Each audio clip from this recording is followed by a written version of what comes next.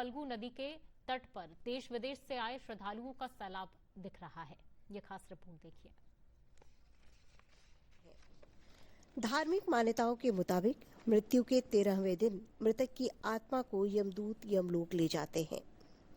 श्रद्धापूर्वक पिंडदान और श्राद्ध करने से मृतक को यमलोक में कष्ट नहीं होता और आत्मा को शांति मिलती है। गया जी में जो पिंडदान करवाते हैं उनको पितरों को मोक्ष की प्राप्ति होती है, इसीलिए बहुत दूर दूर से श्रद्धालु लोग आते हैं। जैसे कि ये मध्य प्रदेश से है, ये 28 राज्य है भारत में, 2800 राज्य से यहाँ आते हैं। देश विदेश से भी यहाँ यात्री लोग आते हैं। गया पिंडदान ये जो है ये आस्था का सैलाव है। यहाँ देश विदेश के लोग आते हैं पिंडदान करने, अपने पितृ का उद्धार करने के लिए, मोक्ष प्राप्त करने के लिए। और ये स्थान बहुत ही महान स्थान माना गया है। यहाँ भगवान श्री रामचंद्र जी अपनी पत्नी के साथ आकर अपने पितरों का पिंडदान किया है। और यहाँ हमारे भगवान विष्णु का चरण है, जहाँ पे पिंड चढ़ने से पितरों का मोक्ष प्राप्त होती है, ऐसा मान्यता है गया श्राद्ध की। ब्राह्मण भोजन भी इस दिन का अनिवार्य अंग माना गया है।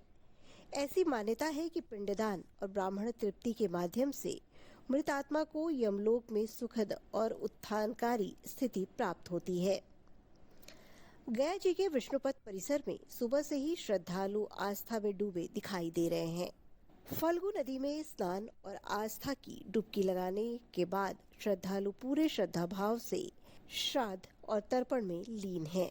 हम लोग यहाँ मध्य प्रदेश से पिंडदान के लिए आए हुए हैं, पितृ मोक्ष के लिए, और सरयू तट पे मोक्ष की प्राप्ति के लिए यहाँ हम लोग पूजा के लिए। ये मेरी एक संस्कृति शिष्टाचार है, एक लोक रीति है, ये कुल रीति में मिला है हम लोगों को पितृदान, पितृ मोक्ष करने के लिए पूजा का कार्य। तो मैं अपने पितरों के लिए मोक्ष के लिए यहाँ पर पिंडदान करने आया हूँ। गया जी, जिला नरसिंहपुर, मध्य प्रदेश। पितृपक्ष मेले में श्रद्धालुओं की सुविधा और सुरक्षा के लिए जिला प्रशासन और पुलिस प्रशासन भी पूरी तरह से मुस्तैद है। स्वास्थ्य कर्मी भी जरूरतमंदों को तत्काल सेवा उपलब्ध करा रहे हैं। जो श्रद्धालु स्वयं चलकर पिंडदान स्थल तक नहीं पहुंच पा रहे हैं, उनके लिए जिला प्रशासन की ओर से निःशुल्क ई-रिक्शा सुविधा उपलब्ध कराई गई है। दूरदर्शन समाचार के लिए गया जी से प्रेम प्रकाश की रिपोर्ट।